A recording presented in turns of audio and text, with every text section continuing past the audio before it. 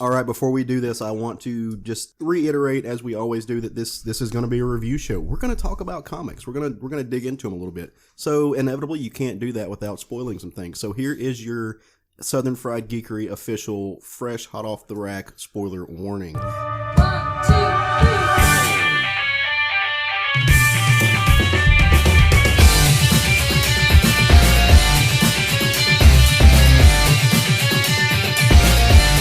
Hey everybody, welcome back to another episode of the Southern Fried Geekery podcast. Hope you're all doing well. We are glad to be back after a long week of not doing anything and not going anywhere and not seeing anybody else. It is wonderful to have everybody who is here. As usual, I am Caleb Alexander McKenzie. Matt Trogdon. And I'm Craig Lance. And because we are doing this digitally now, because we have switched over, because we're being responsible and we're social distancing, we're no longer meeting up at the usual comic book roundtable. If you listened to the last episode, you heard us talk a little bit about that. We are able to reach out way across the country, across wherever we wanted to, really, and pull in other voices. And so we are extremely happy to be joined today by a very good friend and somebody that you all know and love, and I hope you're just excited to have him back as we are. Who is this? Hey guys, it's Jerry. Hey, buddy. all the way to the Pacific Northwest. Took a time Hey, you know what machine this 2 means, hours right? back. I don't have to do the Jerry woo at the end of the show this time. Jerry gets to do his own woo. I can do that. I think I can manage. Have you? I don't know if you've continued to listen as we do this, Jerry, but the Jerry woo lives on. Yeah, it's the Craig woo now. Well, no, Yeah. we still call it the Jerry woo. Like a lot of times, It's the Jerry woo. I just do it. Oh boy. Aw. and because, it, you know, on. it gives us a good reason to say your name at the end of the show. So we are, like I said, we're back. Some interesting things have happened this week. How are you guys, I guess, quote unquote, holding up? I know, a lot of anxiety in the air. A lot of things are changing in our day-to-day lives. Everybody doing okay? Yeah, Um, pretty much. Yeah, I mean, I'm surviving, Yeah. I mean, for me, overall, my day-to-day life doesn't change too much because working from home anyways, Right. so.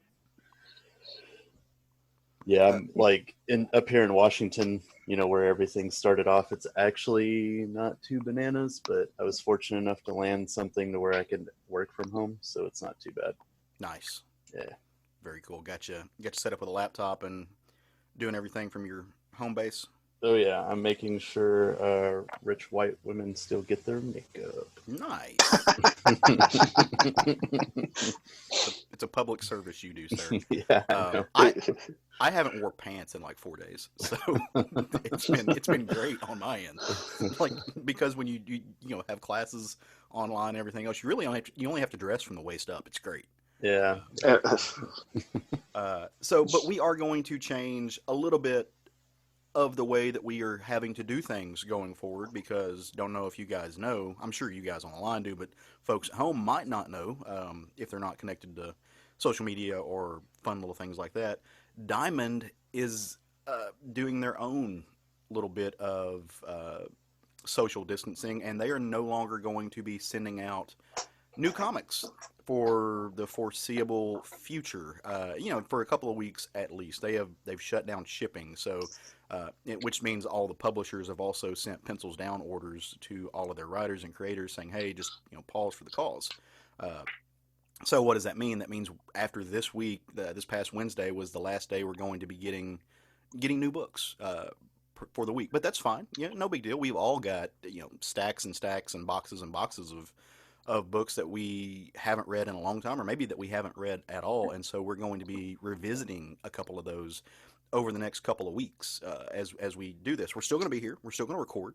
There's still comics to be read. There's still lots of things that can be spoken about and talked about. It's just not going to be stuff that's brand new, which is that's fine. I'm actually kind of excited about having an excuse to knock out a lot of the books that I haven't read yet. I don't know about you guys, but Yeah, I mean, it's a good chance to get caught up on some of your, I don't want to, not necessarily back issues, but old trades that you've bought that you haven't got around to reading or whatever.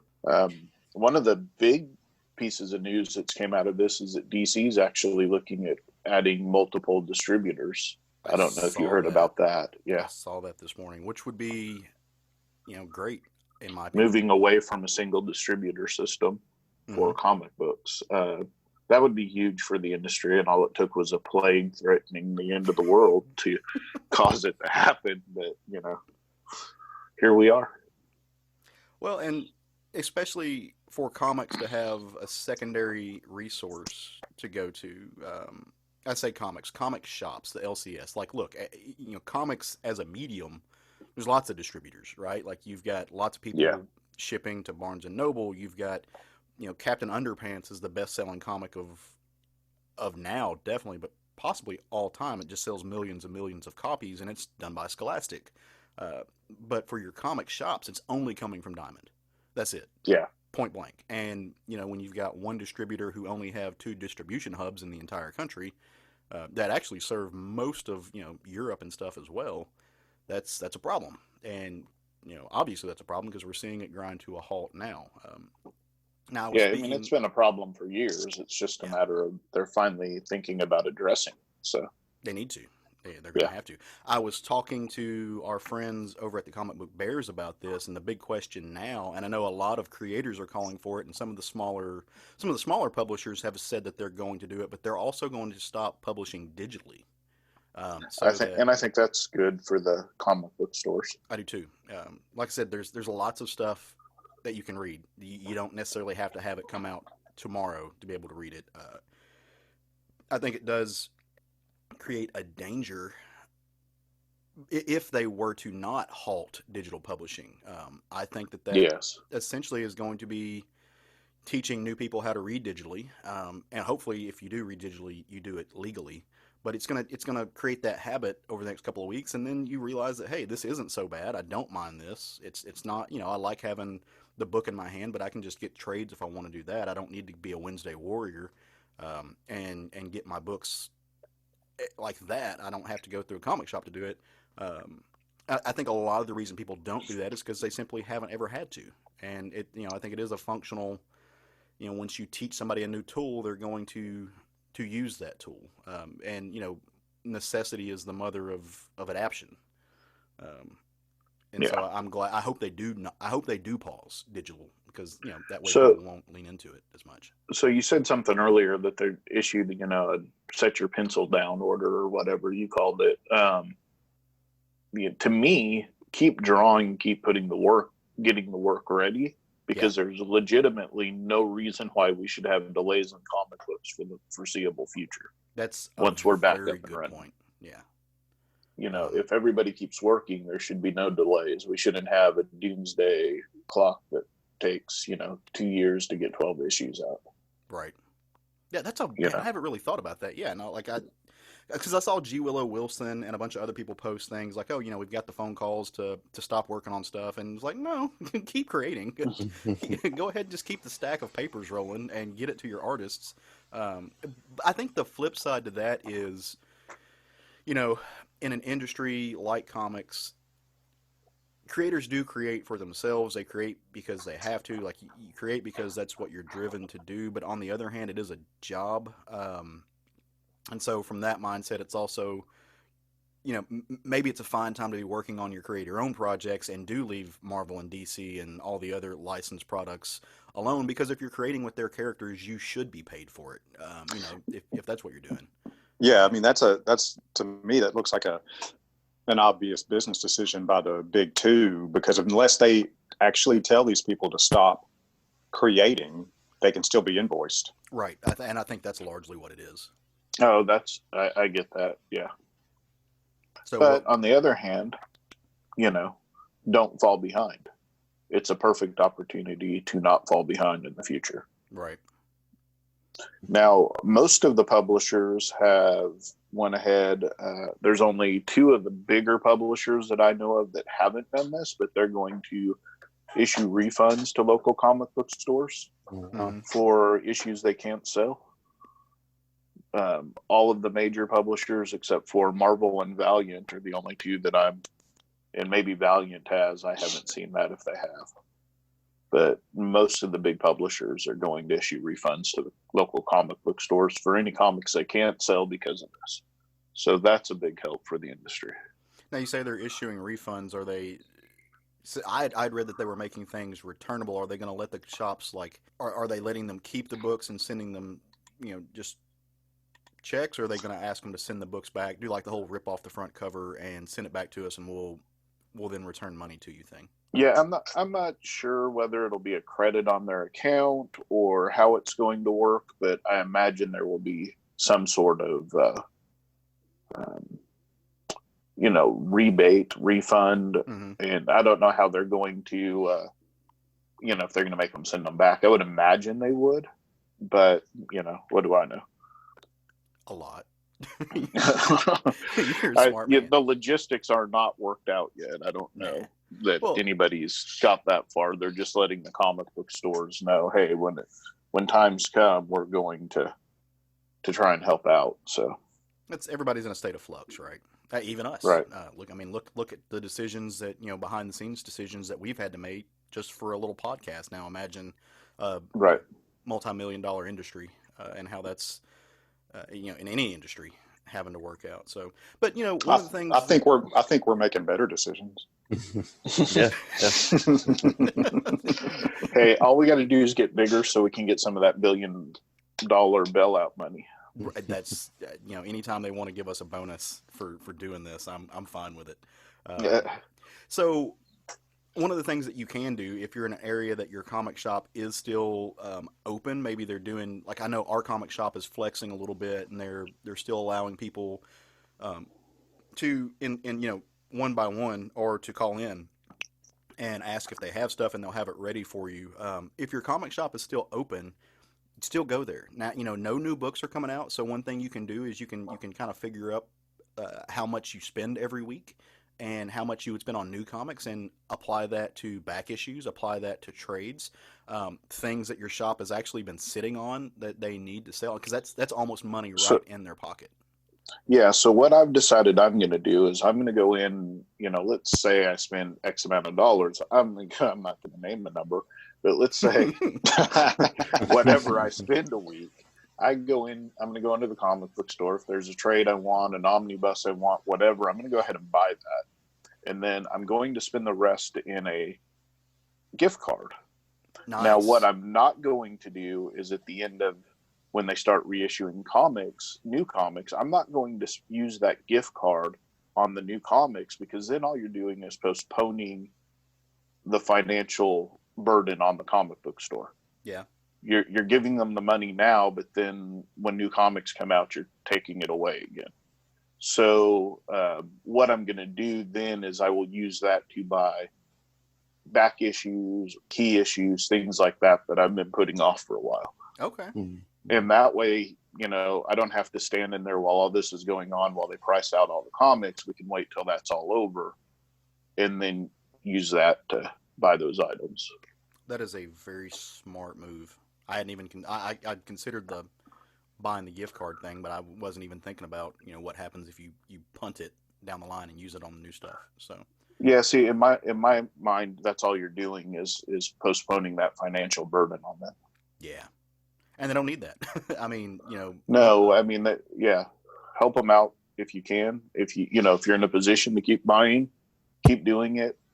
However you can, to not limit what you were spending. right.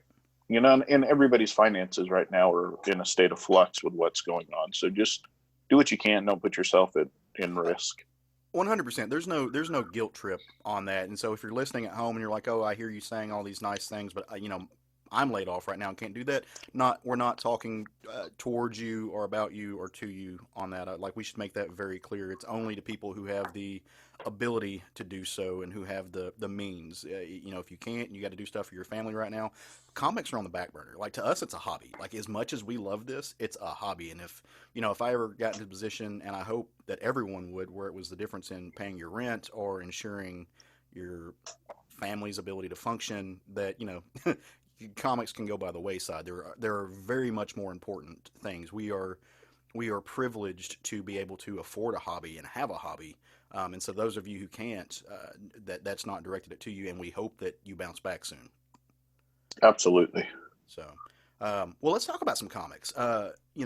One thing that we decided to do, as last week again was the last time we all got new comics, and we're going to be spreading them out over a couple of weeks, I think.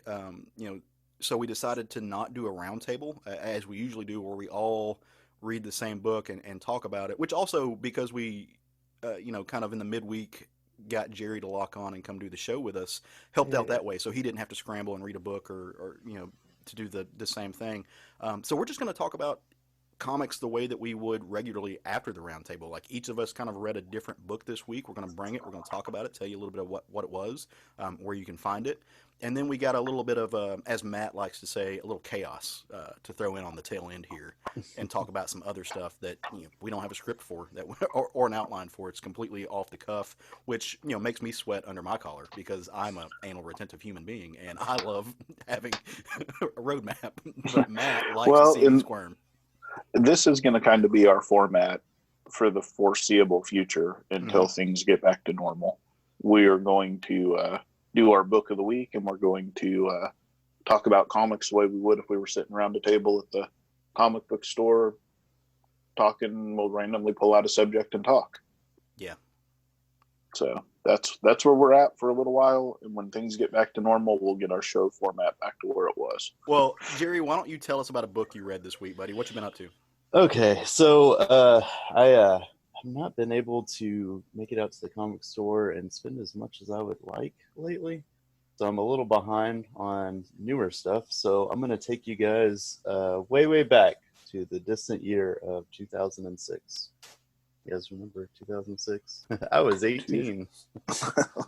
We won't talk about how old I was. So I've been trying to collect all the issues of this series for a while, and Steph just a couple weeks ago got me the first issue of the Creeper 6-issue miniseries that came after Brave New World.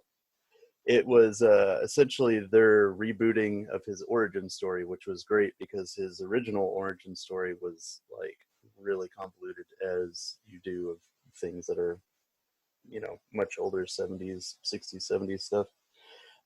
So our story picks up with Jack Ryder, who is the host of a controversial TV show called You Are Wrong, where he basically brings people on to debate with him. And I guess I should go over the creative team. That'd probably be great, right? So writing it, we have Steve Niles. You all may have heard of him. Steve Niles, who's that? Little story called 30 Days a Night. He did. 30 Days a Night, gotcha. Yeah. The pencil and cover artist is Justin Niano. Inks by Walden Wong. Letter by Pat Brazu, and colors by Chris Chukri. So our story starts off with Jack Ryder on his show, and he's interviewing someone, and they're talking about this experimental nanoskin that the scientist named Dr. Yachts just popped up with. And Jack Ryder's pretty much at the pros of it, and the other guy's like, evangelical and is like, it's against God's will type stuff like that. The person that he's interviewing ends up getting mad and walking off. There's supposed to be a party for the the release of this nanocell and its success, but Ryder wants the exclusive scoop, so he goes to see Yachts before the whole party takes place and gets there early. And just so happens, apparently, Yachts was in bed with some fairly shady folks, and there are some mobsters that are threatening him and trying to get what they were owed. And Ryder ends up interrupting them, and him and Yachts are going to try to get out, but it's looking like a hopeless situation. So basically, what Yachts does is inject him with his newest version of the serum. While this is all going on, in they stumble into the real lab that he has in the background. The first test subject that they said that they succeeded at was a burn victim by the name of Gavin, you find out that apparently the nanocells are replicating over and over again, and Gavin does not look so hot. Like, it's just constantly making skin over his skin, and he's just like this monstrosity. So he ends up escaping and trying to attack one of the mobsters. The mobsters are fighting back against him, and the rest of them grab Ryder and Dr. Yachts and take him out into this wilderness, and they actually end up putting a cap in Ryder's head and throwing him off a cliff. And that's when the serum that Dr. Yachts put in him activates and transforms him into this crazy yellow being with green hair and a red mane of fur on his back. And the majority of the mobsters get away with Yachts, but the rest of them that were unfortunate enough to be there get attacked by this creature. They hear this laughing in the background, and it's just horrifying. And he pops up and makes easy work of them. And you find out essentially that it's two separate personalities. They didn't do this in the original origin of him. It was all Jack Ryder, and he would just put on this persona of the creeper. And they don't necessarily ever really like explain why he has two personalities in this. I mean, they do, but they don't, kind of situation. So he pretty much goes to this thing of like, I need to, save the doctor and figure out what's going on.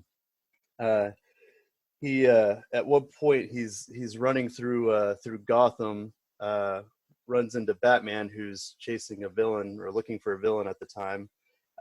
Batman pretty much just asks him, "Are you a good guy or a bad guy?" And Creeper just says, "Oh, I'm good."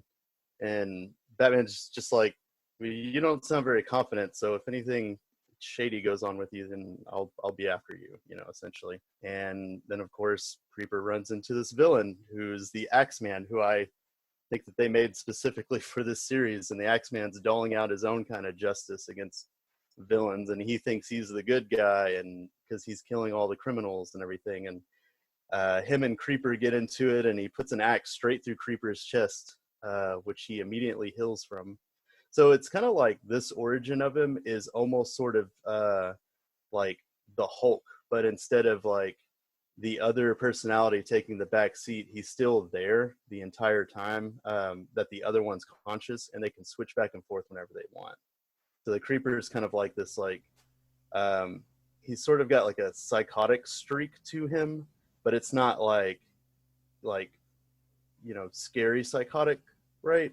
It's like, I'm crazy, but I still have that mentality of intelligence to me. Like, I'm gonna laugh a lot and kick your ass and stuff, but I'm not gonna kill you, basically. So he ends up like surviving this axe, which surprises the Axeman, of course, and ends up knocking him out, and the police come and pick him up. He goes out to where these he turns back into Jack Ryder, finds out where these mobsters live, and goes and sees like the big Don, or the dad of the one that shot him, and finds out that they're not, he's trying to turn his ways and everything, and his son's issues are his own. You then end up finding out that the doctor was also in bed with other known villains and mobsters, one of which being the Joker, who pops in and shoots both of the mobsters, the father and son. And then like later on in the issues, Creeper gets attacked by him, and you start to seem like everything going on with Dr. Yachts is not all like, there's a little more, like he's not the victim here. And what you end up finding out is he took all this money from all of these villains and mobsters and everything, and he's been conducting his own research. And through the course of the story, you find out that not only was the nano skin injected into the Richard Rider, but there were also regenerative properties and Joker venom in it.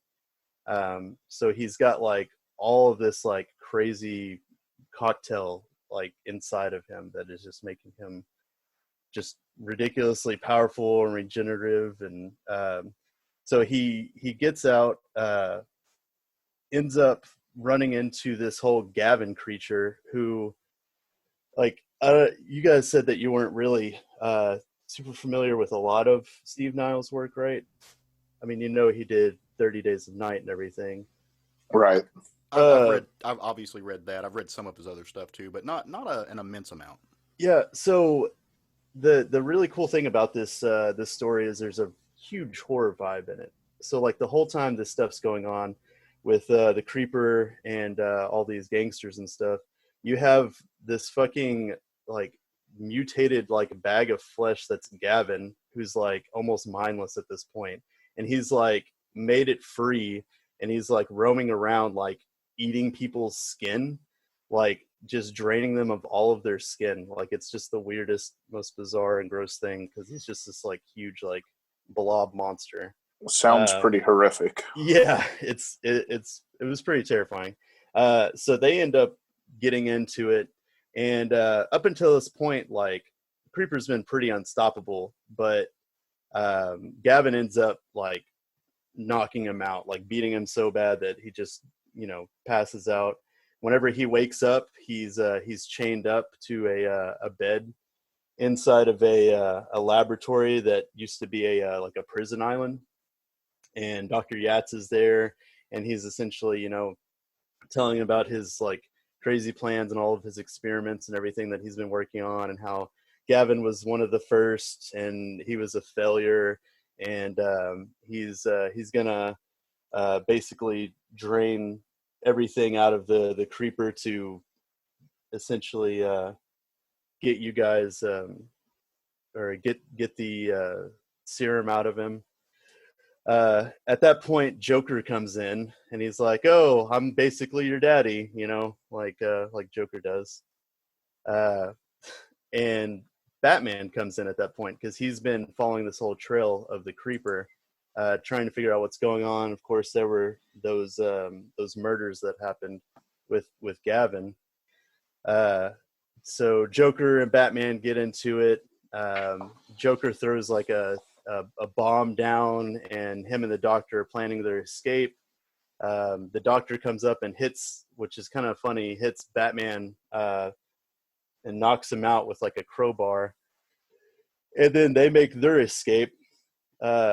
Creeper and Jack Ryder are like, back and forth at what to do in this situation, and they basically just decide to turn back into Jack because his body's smaller, so he could just fit through all of the ropes and stuff that they're tied up with.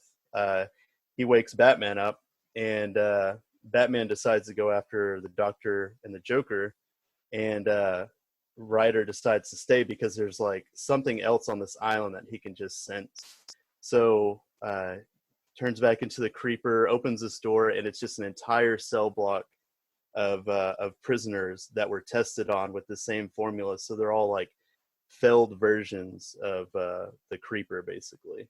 And as like their last little thing to keep anyone from following them, the Doctor opened up all the cells. So the entire like beginning of the next issue just consists of him fighting all of these like failed creeper monsters. And what ends up happening is he before he went in there, he freed Gavin because the Doctor was just gonna destroy him. So Gavin comes in and ends up saving him and destroying all of the others. And then like they're cool posing at the edge of the island, and Gavin says something to the extent of like, "Oh, I'm gonna go eat flesh," and Creeper's like, "I really wish you wouldn't have said that." So he like throws him into the river, and there's all these mines that you see earlier in the issue, and he just hits one of those and just blows the fuck up. It's just like, okay, I guess that's how we're ending that.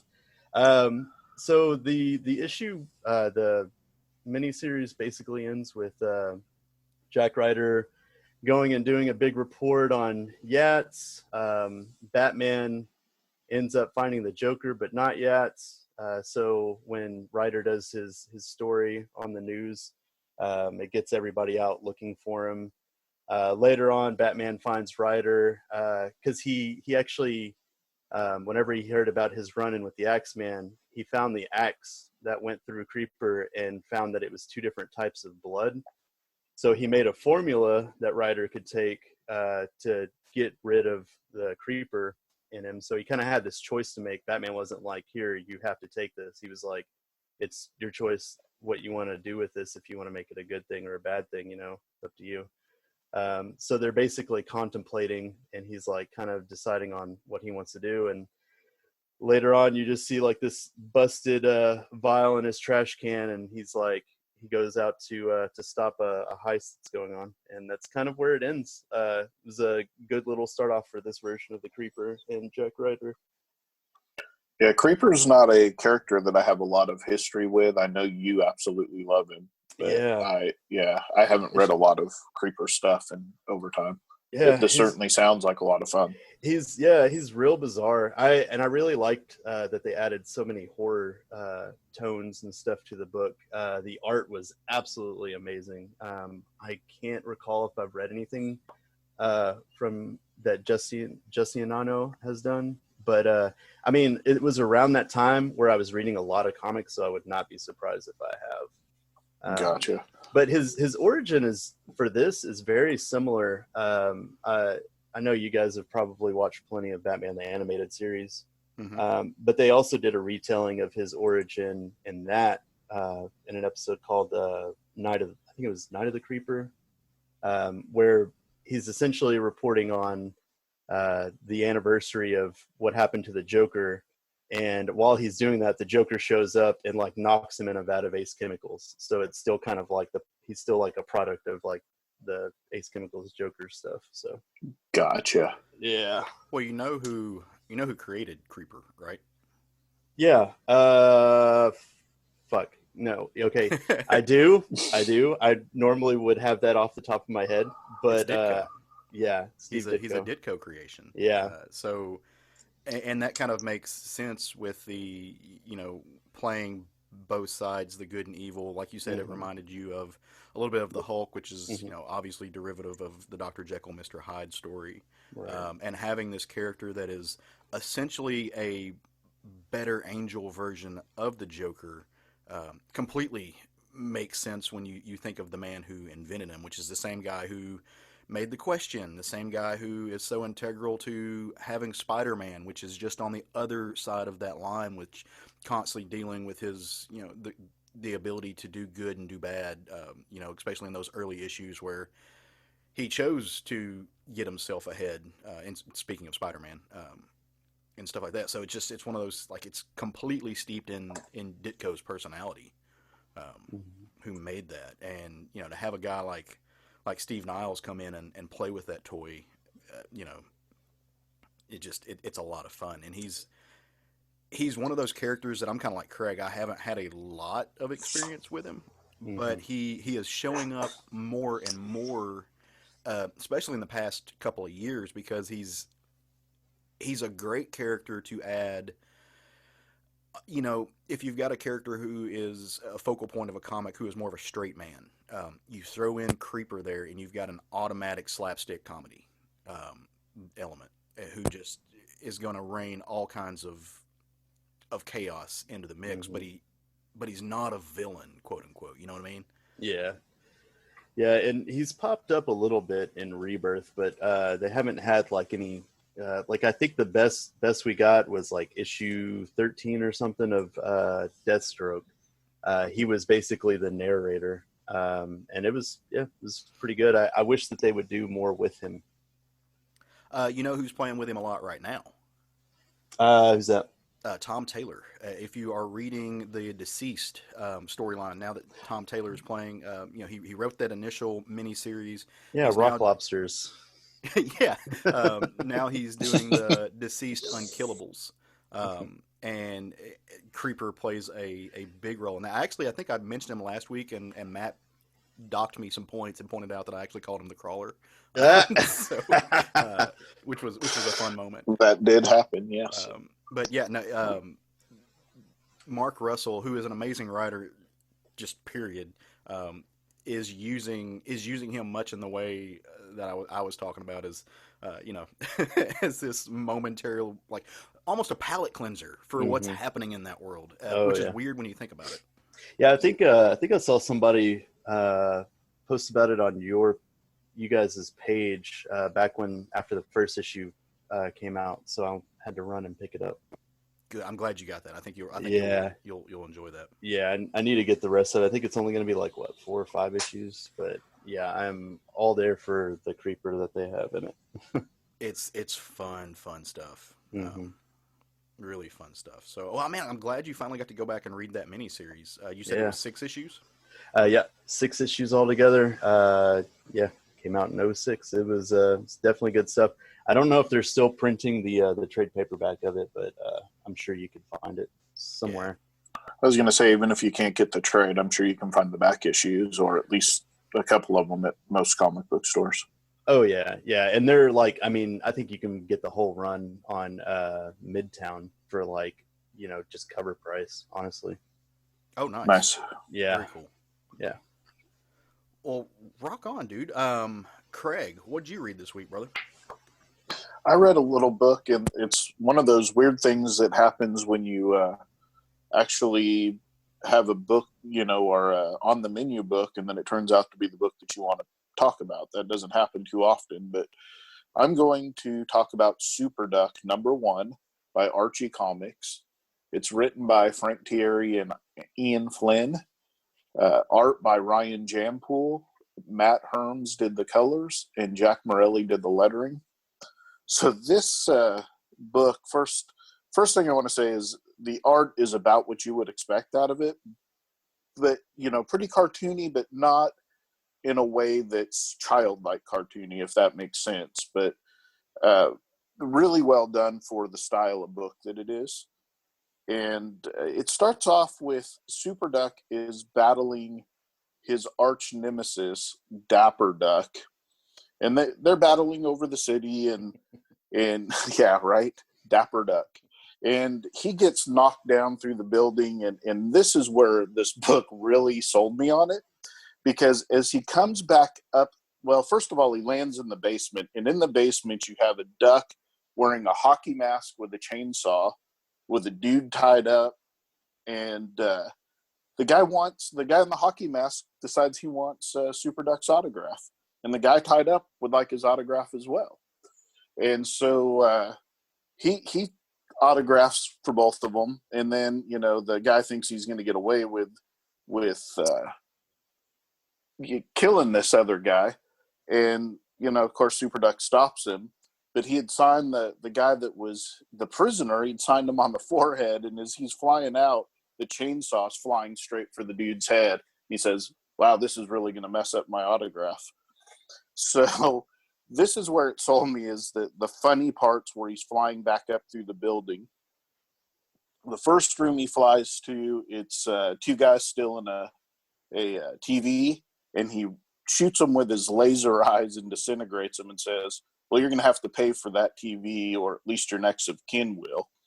Then he goes on up through, and one of them is he goes into this guy's room. He's got all these collectibles, and he says, man, all of your collectibles are bootlegs. You need to demand your money back. Also, you need a shower badly. And the guy says, you're right, I stink. Thank you, Super Duck. And it was just these little comments like this throughout the book. It just made me laugh through the entire thing.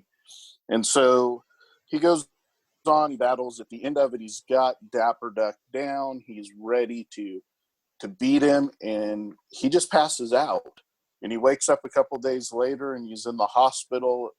And as it turns out, the vitamins he's been taking that make him superpowered are actually killing him.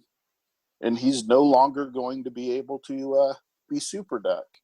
And the Nick Fury character says, this is really bad because we still have 3 issues to go. I wonder what's going to happen in the second issue. So it just kind of cracked me up. And then it's got this other little story that's a throwback to the golden age of comics. And it's done all the coloring's done in the dot colors that they used to do back in that time, and it's just a fun little story.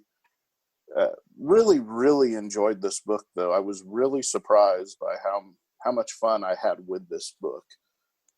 I think it was just the comedy in it that really sold me. It had some really great moments, some pretty good fight scenes, and like I said, the art really was good for what it was doing, because you could take something like this and really make it way too cartoony, but they didn't do that. They made it fit the style they were looking for. So everybody should go out and get this book. You will enjoy it. You'll laugh at it, I promise you. So I kind of have to ask an obvious question. Yeah, what's that? And I wasn't going to, because there's, again, it's the obvious question, but when you said they kind of broke the fourth wall at the tail end there, how much does this feel like Howard the Duck? I mean, it does, but not. He's more superpowered instead of alien. right. And the thing is that the world he lives in, everybody's a duck. Right. So it's all Ductopolis. It's so it doesn't really feel like Howard the Duck. Okay. I didn't even get that vibe when I was reading it. When you kept saying it was obvious, I was like, where's he going with this? Well, I mean, anytime you think of a duck in a superhero situation like that, I'm going to think of Howard the Duck. And like I said, I was like, okay, but I mean, we also have, Donald Duck, and we have DuckTales. Darkwing. Darkwing. Yeah. So To me, it felt more like, I don't know if I'm the only one old enough to remember this, but back in the day, Bugs Bunny used to do the Super Bunny cartoons where he would eat the carrot and turn into the Super Bunny. right. Yeah. That's what it reminded me of more than any other comic, any other known property. But, Super Duck used to be around back in the day. So this is just a modern retelling. And that's when it goes into the backup story that takes place in the Golden Age. It says, golly, it's a never before seen classic Super Duck adventure. Don't believe me? Well, the original run was in the 40s. So what are you going to do about it? Fact check us? So, obviously it's a new one drawn to look like it took place back then. But it's fantastic, man. I was surprised how much I laughed at this little book. It just, I think I sent you guys a picture where he tells Dapper Duck, he said, why can't you be a normal billionaire with normal billionaire hobbies like collecting yachts or buying politicians? Oh my God. it killed me all the way through, and Well, Frank Thierry is one of Archie's strongest writers in their stable. If you read what he did with like Jughead the Hunger, he's really good at those little quips. And you throw in comments like the one you just made, like the why can't you be like a normal politician? Like he's totally channeling normal billionaire. Like Karl Barks in that moment, making those little sly political, almost apolitical comments. Like it's not directed at any one version of a political sphere, but it's all of it. And that's totally a move that Karl Barks would make. So like he's phenomenal storyteller, and just really does a great job with the world of Archie, especially in these little side stories. So the funny thing is, I buy a lot of these books because I buy them to collect them. But I thought, I'm going to read this one because Archie's just been killing it with a lot of their side stories like this. And so, I read it, and it was so much fun. And that to me is what a comic book should be. It doesn't always have to be this big in-depth, take on the world type thing. It can be fun. And that's what this one was to me. It was just a fun little story and we got 4 more issues to see what happens when Super Duck can't take his vitamins anymore. But, is he just gonna die and roll over? Or is he gonna keep on fighting? So I'm excited to see what happens to Super Duck. I'm glad and you Dapper Duck. I'm glad you loved this story, because I know you were really looking forward to it. Yeah, and it says right on the cover that it's, for mature audiences, and it is, even though it's drawn like it's for a kid, and it's, a kid can read this without picking too much up, but it is an adult book for sure. It's like the Shrek factor. Yeah, exactly. You can have stuff that's for both. and that's what this is. It's not a kid's book, so don't take it that way. But it's not a Batman. What is it? Batman's Grave. It's nothing like that. It's a fun, silly, cartoony book. Like Matt said, kind of Darkwing Duckish. Nice. So, Well, Matt's really good about making those connections. Yeah. To stuff like Darkwing Duck. He's so good that he gets to go next. And Oh. talk about a book that he's reading. See, I'm What a trying to twist. segue. I was trying to make that work. I don't know if I did or not. So It works perfect. Just smooth. So the book I'm going to talk about smooth like is Mr. Clean's head. That's right. Yeah. I'm going to talk about Marvel's Immortal Hulk, number 33. Oh, yes, you are. Yes, this one. Tingly feelings. Yeah, this one came out this past week. This is the Legacy number 750. So this is like a giant-sized issue, I guess you would technically call this. There's a big creative team on this, including the standard creative team. They brought in some extra colorists and an extra penciler, and I'm not going to go through and name that. So look it up, kids. A lot of people on the book. Name it all. Yeah, lots of folks. So in this issue picks up with Bruce Banner in the middle of a delusion. He believes that his name is actually Robert Bruce Banner. His perception of reality has been warped by the creature. I'm going to pronounce this Zemu. Maybe that's right. Maybe it's not. Zemu makes people believe I they're think actually. you can pronounce it however you want, Matt. All right, awesome. Thank you for officially giving me permission. Of course. Z. So now I can continue with a clear conscience. Zemu makes please continue. people believe that they are actually characters from a TV show or otherwise, just anything that makes people believe they're actually characters that they find comfort in. And most people in the city have been affected by this. The Minotaur Roxxon Corporation has employed Zemu with the hopes that this will allow Roxxon to stop Hulk's attacks on them. Dr. Sampson and a small team are trying to convince Bruce that he is actually under the control of Zemu and that his memories cannot be trusted. This eventually causes Bruce to retreat within his own mind. And here we see all the different personalities within Bruce's mind and how they are being kept at bay by this delusion. They bring in a different artist for this part of the book. So the tone and feel of the book changes dramatically once you basically get a view inside of Bruce Banner's head. And oh, what a messy place it is. Imagine that. It really it's really good at showing just the distorted nature and the chaos within his mind. It was really good job. So eventually the simpleton version of Hulk is ultimately who is revealed to be the only personality whom can overcome Zemu's influence. Once this Hulk realizes that he is being controlled by Zemu, he reacts with enough rage to overcome the effect that it has on Bruce Banner, and Bruce makes a violent transformation into the Hulk. He basically, the Hulk like erupts out and just explodes out of Bruce Banner's body. Pretty gory scene. As Bennett is like to do. Yeah. So it becomes apparent that all of the planning that Bruce and the team were doing to strategically attack and defeat Roxxon, that was actually a weakness. This guerrilla-style attack plan only spared the Roxxon leadership from attack itself. So the simpleton Hulk sees this, and he knows that there is nothing that can stop him from getting to Zemu and the Minotaur. He doesn't need a strategy.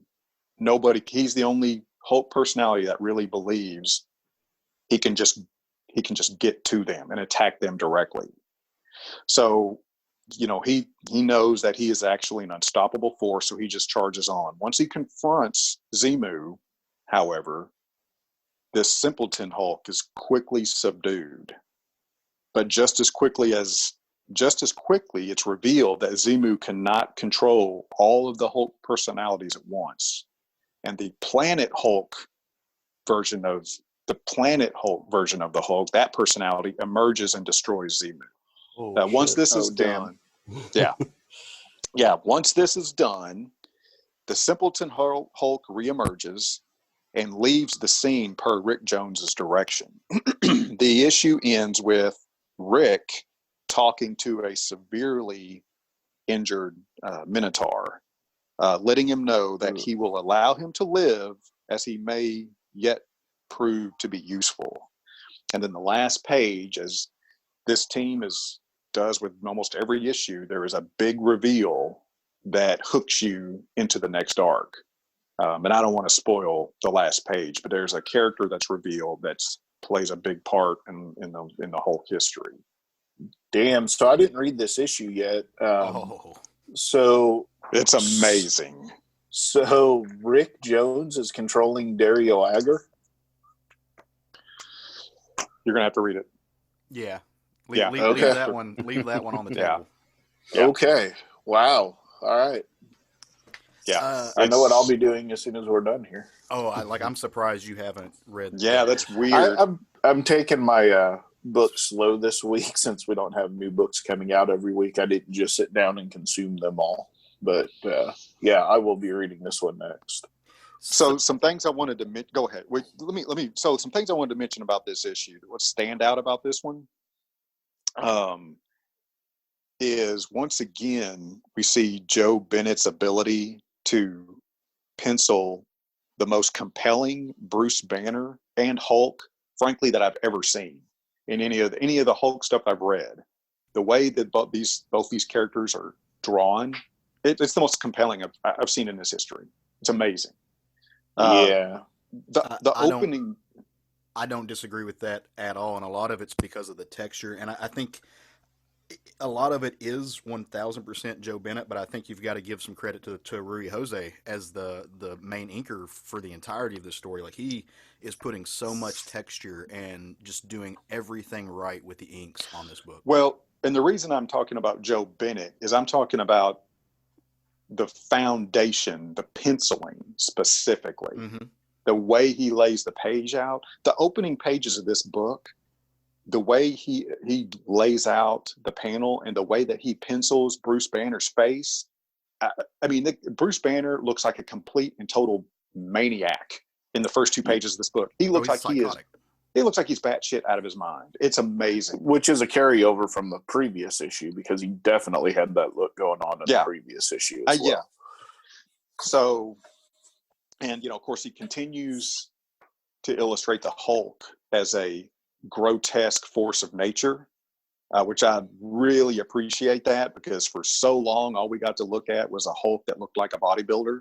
I mean, it's like everybody wanted to make him as sexy looking as possible for so long. So it's really cool that this team has fully embraced the Hulk as a monster, and they're illustrating him that way. Not to mention his personality for the most part. I was going to say one thing that I love is that they have different ways they draw each personality of the Hulk, which adds that to continuity. So, now we can understand that the way he's been drawn throughout time is always a reflection of his personality, because we're actually seeing that within this comic. Yeah, it's Well, it's the way, and I really appreciate the way that Al Ewing is writing these stories to really drive home the fact that the Hulk is essentially power incarnate. And they touch on this issue, the fact that so many of the Hulk's personalities aren't as powerful as they could be, because Bruce Banner's personality is keeping them reined in to a certain degree. And it touches on the fact that, like in this issue, that the simpleton Hulk is the only one that really understands how powerful he is, and that he doesn't need to do guerrilla style attacks. Too much thinking only two things. He says only two things that you need to know is Hulk. And he never actually says them, but what he's saying is Hulk smash. That's it. Hulk not think. Hulk smash. Yeah. Yeah. And there's Which- nothing anybody can do to stop him is the way he thinks. And that's why he just charges right in and gets right into the inner sanctum of Roxxon. Yeah, which was what I loved at the end of the last issue, because it was just simpleton Hulk smash. That's what I'm going to go do. I'm going to go smash. Yeah. It really drives home. Yeah. And so I really appreciate, and of course, and they've touched on this a few, times in the past. And that is something that's coming out in this storyline over and over again. That essentially, and he's not saying it outright, but what he's painting the picture of is Hulk is power incarnate, and he's only stopped by his own willpower. That's right. Or each Hulk's, I guess you would say, limitations of their intellect, I guess is the way you could say it. They just don't really understand what they're truly capable of. Well, and What's like you interesting? said, you've got Banner underlying it, riding the brake, and he is the one who he almost acts like a valve. He dictates the flow.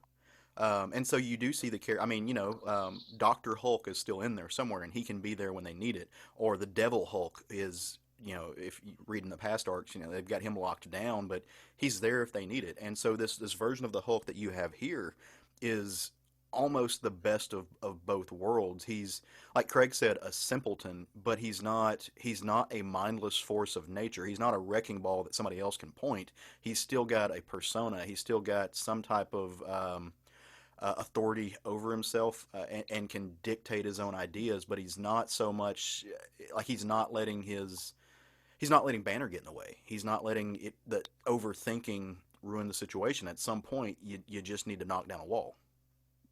Yeah, and it's every time I read an issue like this, I mean, I don't know who the poor bastards are that are going to take over the Hulk run after this team. Yeah, but it's an impossible task to follow this team. Yeah, you don't. Yeah, know it's gonna follows. going to be hard. But what they're also doing is what they've done in this whole run is they have given other creative fertile fields to draw ideas from. There is so much they are adding to the history of this character that this can spawn storylines for God knows how long. Yeah, what I love that they're doing with him, one thing is they basically have turned him into Legion.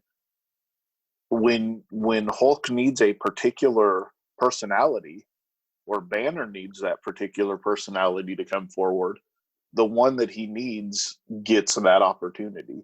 And I'm loving what they're doing with that. Yeah.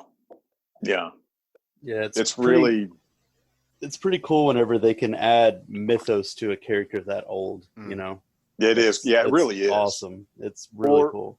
Or take a bunch of different mythos that have been out there forever on this character and tie them all together finally. Right. Yeah. Because you've never really had that explained before that I remember. I mean, Caleb's a bigger Hulk fan than I am, but I don't ever remember a time when they've said, okay, well, all of these personalities exist for different reasons, and they can all work together. Peter David did a little bit of that, but he never did it at the same time. Like, if you look at Peter David's long tenure on the Hulk, he wrote different versions of the Hulk. Like, he wrote the different personalities. He had a smaller spectrum, I think, than what they're showing here, but he never showed it at the same time. Right. And where you're seeing these personalities conflict with each other. Yeah. Inside of Bruce's mind. Yeah. Talk about competing for the page. I love Joe Bennett. I've loved everything he's done on this run. But to have a book, and this is completely a subjective thing. It's just the way I feel about it. To have a book where Joe Bennett is kicking all kinds of ass and just dominating. Nick Patera came out with those Mindscape sequences and completely grabbed me this issue. And that's not a diminishing return on what Joe Bennett's doing. It's just because it's something different. The the borderline cartooning, almost not really Jeff Darrow, but there's a hint. It's like a pinch. It's like that guy that sprinkles the salt. So it's a sprinkling of Jeff Darrow in Patera's work that. Like I was just so attracted to those pages, and I just poured over them. If you look at what he's doing in the broken glass shards, or in the little TV screens that are running around there, and he's mimicking styles from history, like that work is just outstanding. Like it was breathtaking. And you know he's not going to be the ongoing. Joe Bennett's going to continue to really just lay down the road for this. But when you create these moments that you can bring in these guest artists who just inject a little something different, and they just add to the bouquet of what these books are giving. I mean, they did it with Tom Riley a while back, where they got him in there to do some stylistic stuff. It's awesome because it's not jarring. A lot of times when you get books where they stick a different artist who is stylistically of a different school, it can be like, oh, well, that was weird. That's jarring, almost like it takes you out of the moment, or it's just completely separated. Or a lot of times they'll do it to show that it's a figment of somebody's imagination, like these little cartoony style things. This didn't feel like that. I mean, you were in a different realm. It's just like, yeah. If you're going to change artist within a book itself or within a series, there needs to be a good reason why you're doing it. Mm-hmm. Especially when it happens within the same issue of the book. So to do it because a different personality has emerged, or a different, like you said, this is happening in his mindscape or whatever, that's a good reason to do it, because it's a different perception of reality. So it relays that to the readers really well. And it, like I said, it was fluidic in this. It was not jarring for the reader. You're just like, oh, and part of that I think is the very Cronenbergian nature of what Joe Bennett's doing. Like, oh my God, yeah, so Cronenberg. Yeah, his body. I mean, literally, the subject matter of his page is the body horror, the shedding of the skin that allows for the shedding of style inside the book. It's the medium adapting to the artist, or the artist adapting the medium to blend the narrative to do that. And it's one of those things that comics do so well, or arguably can only do. Roger Rabbit, but very few other mediums can pull that off. Yeah, for sure. This book's just been so good since day one, so it doesn't surprise me that this issue was great as well. Best book on the shelf, in my not so humble opinion. So yeah, I mean, I don't know that I could argue that. That Caleb doesn't have a humble opinion. Both. I do. I just don't tell anybody about it. It's so humble. I keep it inside where it belongs. So, what did you read, Caleb? Had time also on spring break this week, so I read a lot. But one of the books I read was it's a collection. It's actually 2 volumes of a story that came out, and I'm looking at the page count. It was at the end of the story. It finished off at 686 pages.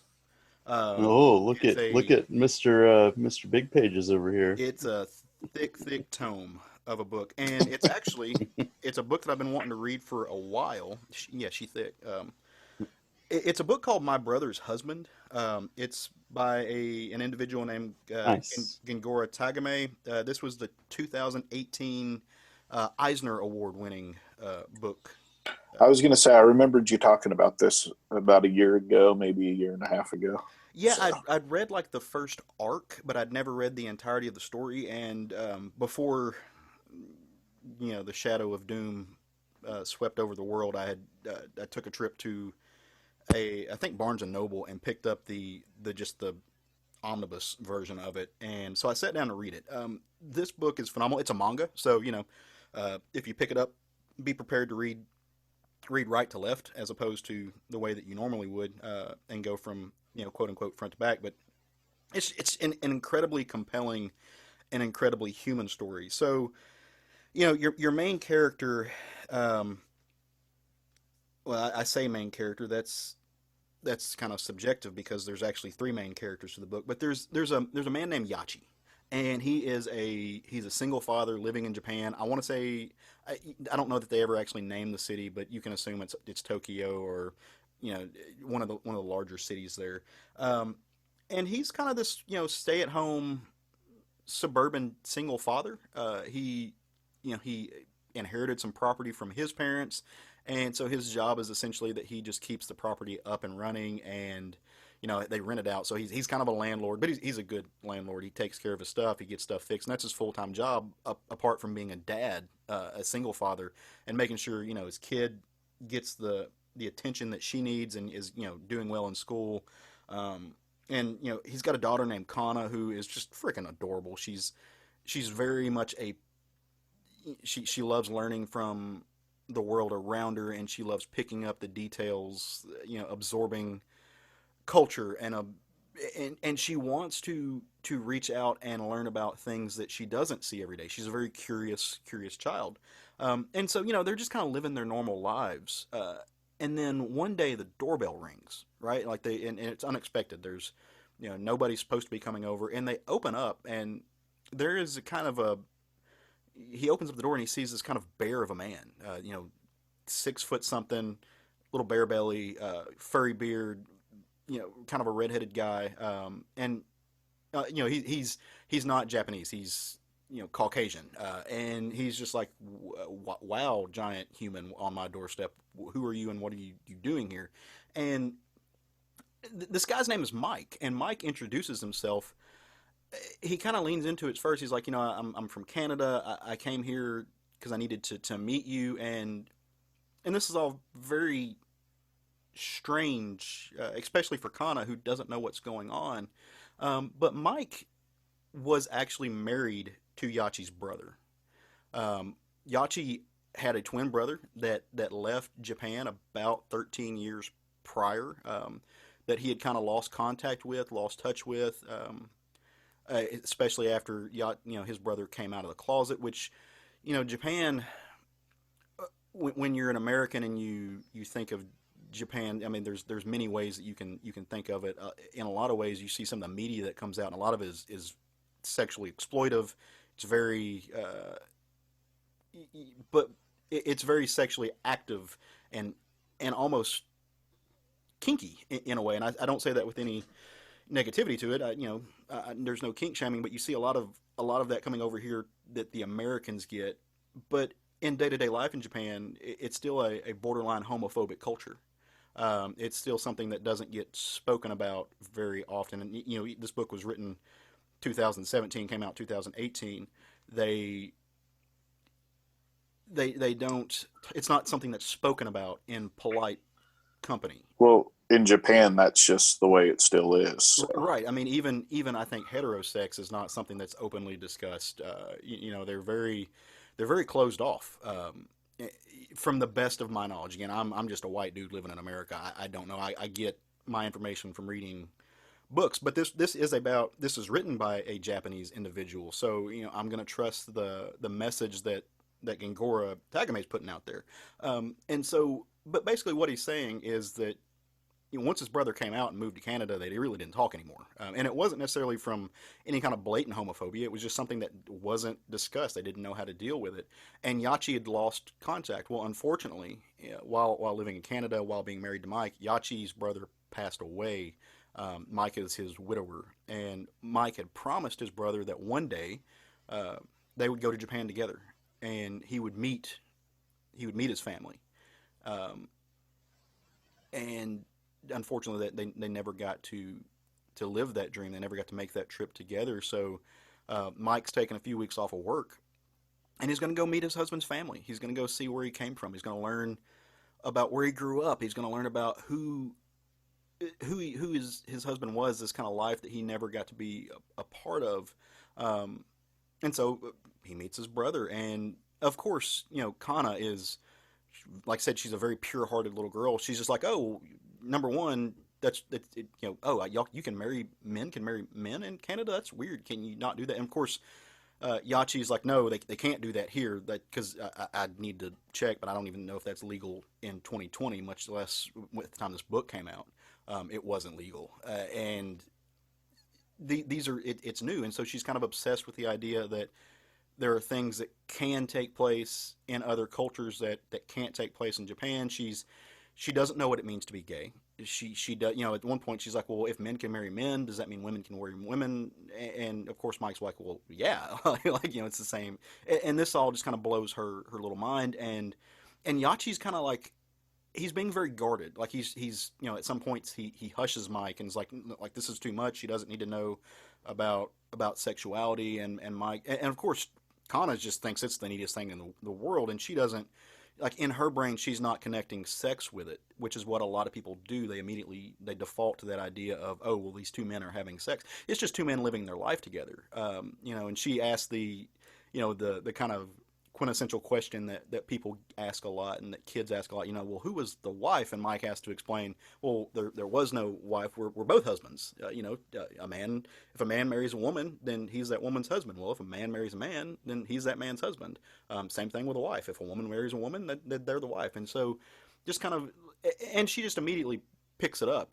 There is no questioning after that point. She hasn't been molded to society or by society to not be able to contemplate these things. It just at that point it becomes just a thing that exists in her world. And so Mike hangs out for a little bit, and as he's getting ready to go back and find a hotel, and Kana's like, well, no, if you're married to my uncle, that makes you my uncle and your family. And in Japan, family stays with family when they come and visit. Remember 2 years ago when our cousin came through town and Daddy, you demanded that he stay with us. Well, this is the same situation, so you need to invite Mike to stay. And of course, this kind of throws Yachi off a little bit because he was not prepared to have company. This is a complete stranger. He hadn't spoken to his brother in 10 years, much less his brother's husband. But Yana puts him in a rock and a hard, or Kana puts him between a rock and a hard place. Like he can't do the socially unacceptable thing, at least under the judgmental eyes of his 6-year-old. So he has to invite Mike to stay, and Mike accepts because he wants to know this world. And over 3 weeks, they explore the city, they explore the two men's childhood, Yachi and his brother's childhood. And not only are they exploring the city and their environment, there's some self-exploration going on there as well. Yachi has to he learns that his brother was just a man who liked men, and that should have never been the thing that drove a wedge, even if it wasn't a meaningful wedge. Like Yachi never looked and said, "Oh, you're gay. I can't speak to you." It was a thing. It was an unspoken, unseen thing that they allowed to seep in there and drive them apart as twin brothers. He learns that Mike is a really good man and a really good uncle and loved his brother immensely, and as a widower is brokenhearted, and that love. It's a very human, very real emotion, and it does go beyond, sexual proclivities that two adults share. A lot of people want to limit it to that, but this was a man who lived his life. He shared his life, his joys, his struggles, his hardships. He loved my brother in a way that I loved my ex-wife, who's no longer, who is still in the picture. This is Kana's mom, but they're not living together. They're divorced, which is taboo in its own right in some sense, and they're managing to make that work. So there's a lot of parallels that are drawn between the experiences of straight marriage and gay marriage, that he kind of learns like, no, there's not really a difference. And Mike just falls in love with Kana, and just becomes, and as somebody, myself, I'm an uncle, and I'm a gay man who has nieces, and that I can't imagine life without them at this point. Like I say gunkle, gay uncle. And they were actually with us. They spent their spring break with us while I read this. And so I'm just like a wreck in my chair, just blubbering while these kids are playing PlayStation and stuff like that, and seeing this experience take place in real time. And like I said, it's a big book. They kind of take it chapter by chapter, and each new chapter there's some type of personal growth. Each new chapter they bring in a new element. Kana has to learn, and this is something that I've experienced in my own life that. It is awesome that you accept your gay uncle and that you love the gay members of your family, but also they're not for show and tell. This isn't just the cool, neat new thing that you need to show off to your friends, which is, like I said, I've experienced that. I've got my own niece who I had to please quit introducing me, or I had to ask to stop telling her friends, like, this is my gay uncle. Like, quit asking me to come do things just so you can Oh, show it off. Well, that's a real thing, and I had to yeah, explain to her, yeah, we're people. I love that you're supportive, and I love that you want your friends to know this is who we are. But at the same time, we're not the that's toy. yeah. So you can't do that, because that's, in a way, that's its own type of low key homophobia in its own right. Like, you're still othering us. If you need to introduce me as your gay uncle the first time, that's to let people know, not to say some dumb shit like that. That's appreciated, but drop it at the first time. Right. It's like introducing someone as your black friend. Right. Yeah. After the at some level, you don't need to do that anymore. Yeah. Mainly eyesight. So there is also a really cool thing about this book. I mentioned that Yachi and Mike's husband were twins. Well, they were identical twins, and so that brings its own level of stress and tension to the book, because Yachi is a straight man. His brother was obviously gay, but they looked just alike. And obviously Mike was attracted to his husband, so he's going to be like he sees his husband all over again, and that not only he wants to hug Yachi, which, look, hugging's not even a thing. Like, Yachi doesn't even hug Kana very often. Like, that's just that touching is not the way that they're used to showing affection. But he wants to hug this man that looks just like his late husband, and kind of relive those moments. And there is a sexual tension in the book, that through the art, Tagame just really finds this razor's edge balance of making it, letting you know that it's there, but it's not, obviously the gay man wants to sleep with the straight man. That carries its own kind of personal weight to it, and cultural bigotry to it. But he just lets it, like, it's because he looks just alike. There's one moment where Mike gets, he goes out and meets some friends who are over from the States, who are traveling to Japan, and just gets shit-faced hammered. And he comes home and he's blackout drunk, and he sees his husband, and so he just latches on to Yachi and just tries to kiss him, and Yachi freaks out. He's like, no, let's get you to bed. Let's get you in here to lay down on the futon, and we're gonna put you down. This is it's me, Yachi. I'm not who you think I am. And Yachi's, Mike is a sexy bear. Yachi's a little bit of a bodybuilder himself, who is used to being a single dad who can walk around in his undies around the house when Kana's not around. So he forgets and walks out in his boxer. And both of them are drawn gorgeously. On some level, this is cheesecake for men. Art. Have you looked up some of his other, like, art and work and stuff like that? I have. Yeah. He draws some very beautiful men. He does, and in different body styles. Like, it's not all just the like the Namor look, right? Like, it's not all just skinny, borderline twink, hairless guys with 18 abs and 6 foot tall and slender. It's Mike's a bear. Mike's got a little pot belly to him, but he's built like a brick shit house. And for somebody like me who likes a guy who's a little bit thicker, a little bit hairier, that's great. It's great to look at, and so he really does a wonderful job in his story balancing the real adult moments. As adults, we have to switch back and forth from being sexually attracted to other adults to, oh shit, there's a kid in the room. Let's play with the kid. Like, let's just be an uncle. Let's have these childlike moments. He really does a wonderful job switching back and forth in the story, which is hard to do from a narrative standpoint. Like, it's hard to grab your reader and go, at this point, like, oh, you're supposed to see this character as a sexual being in this moment, and in this moment as a the way you see a person in public. But he does it. It's master class of craft and how to do that. And you get through the end of the story, and there's a reconciliation that takes place on multiple levels.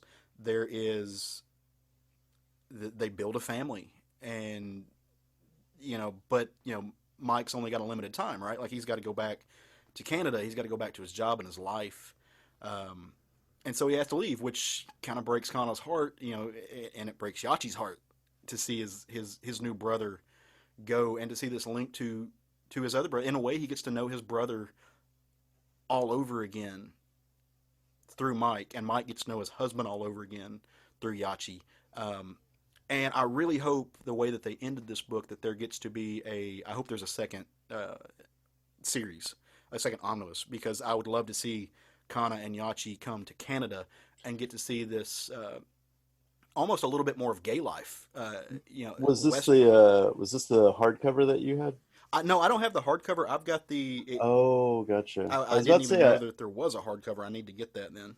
yeah. Well, I mean, I think like what was it? My birthday, like a year or so ago. I haven't had the chance to read it because I got so many things that year to read.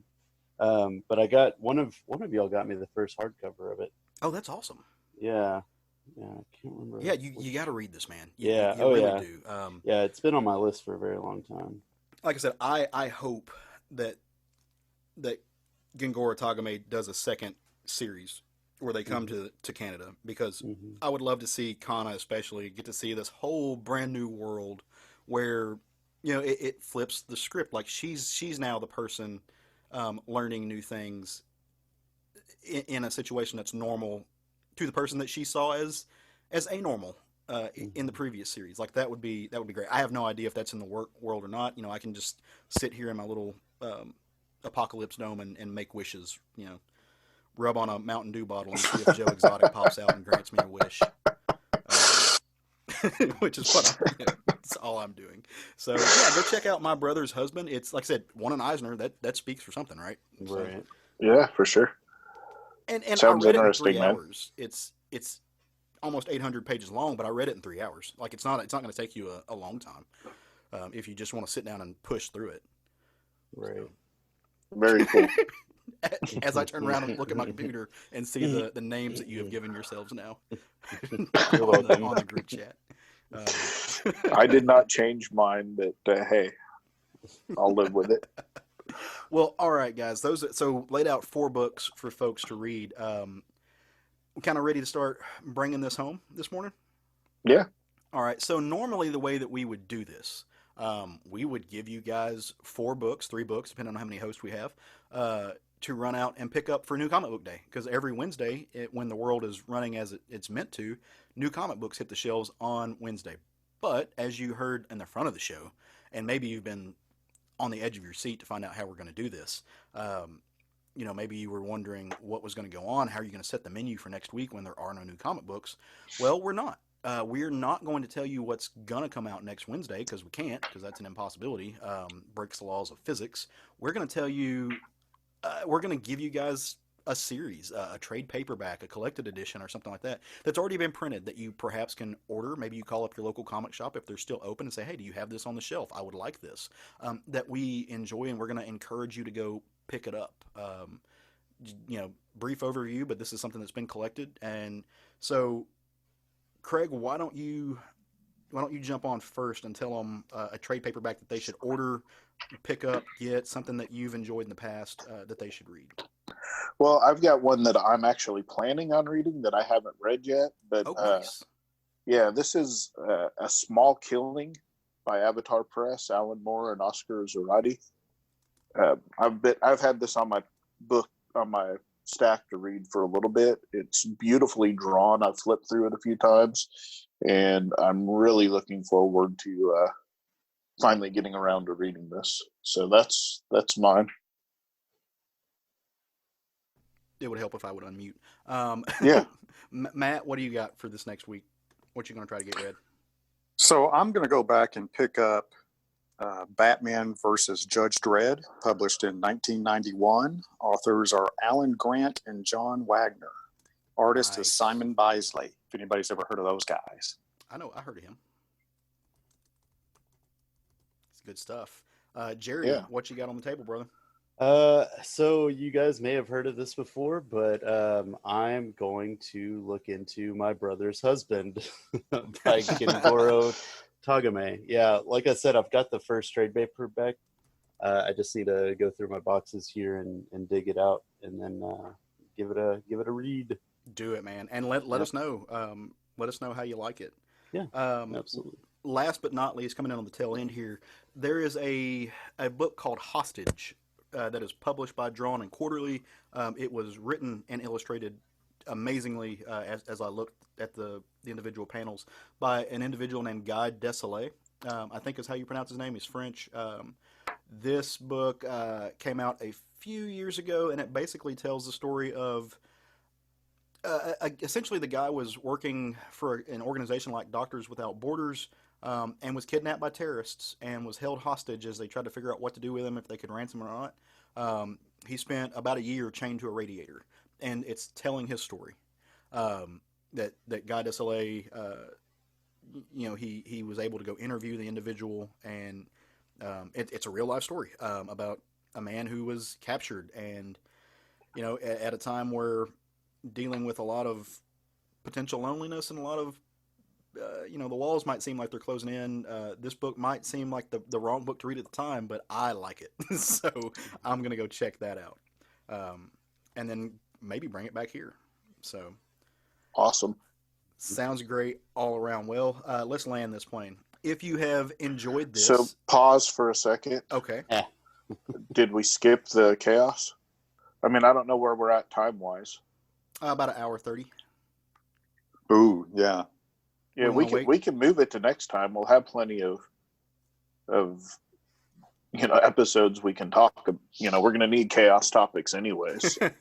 Well, yeah, let's Mhm. wait. Let's wait till next week to do that. Then, if you are cool with that. Yeah, I'm fine with that. All right. And so, see, this is what real chaos is like. See what happens when you don't give me a A script. He just skipped shit. So I can tie something. Actually, this works. So earlier, planning on bringing some to what we're going to talk about. I posted a question on our Facebook group, and if you go to our Facebook group, you'll see that it'll be right there for you. You've got a week. I'll leave it up for a week. I'll pin it to the top. Answer that question. Let us know, and we'll bring that to the next episode. Where we are going. We want to tell them what we're talking about because they're going to see it anyway on the Facebook page, right? Yeah, Yeah. go for it. It's villains. We're going to talk about villains all next episode. So answer the question. We'll bring it to the show and we'll talk about it. So do that. Awesome. Again, you can find that on our Facebook page, which is Southern Fried Geekery on the Crack Book. We also have a Twitter page and an Instagram page where you can go see pictures of what we're reading. People talking, chatting, getting along. We're at SFG Podcast on both of those. If you got any questions, comments, or concerns, maybe you want to discuss how we're now recording online or what the plans are otherwise, or maybe you want to know what's going on in our personal lives while we're stuck in little rooms, you can shoot us an email at southernfriedgeekery@gmail.com. Anybody got anything else? We got any last minute addendums? Anything else I forgot, like a piece of shit? Well, that's a little strong, I'd have to say. But That's a bit strong, yeah. Like an absolute piece of garbage. Just the worst. This is why I shouldn't be put in positions of authority. Don't let me drive the bus. That's hilarious. All right, well, go forward, guys. Have good weeks. Stay healthy, both physically and mentally. If you need anything, we're always here for you. We want to encourage you to reach out to us. Not just because we like hearing from you and we like talking about comics and geek culture and stuff like that, because we genuinely give a shit. We genuinely care that you're doing okay, especially in these, rocky and little uncertain times. So let us know how you're doing. And if nothing else, go forward and love some comics. Woo! Was that in an actual Jerry Woo? Yeah. That was an actual Jerry. Oh, just You should clip that one and clo- use it. and put it on in every episode. Yes. I'll see if I can do that. I'll have to save a file. Perfect. All Well, Make a woo button. A woo button. Well, yeah, like people- radio stations do.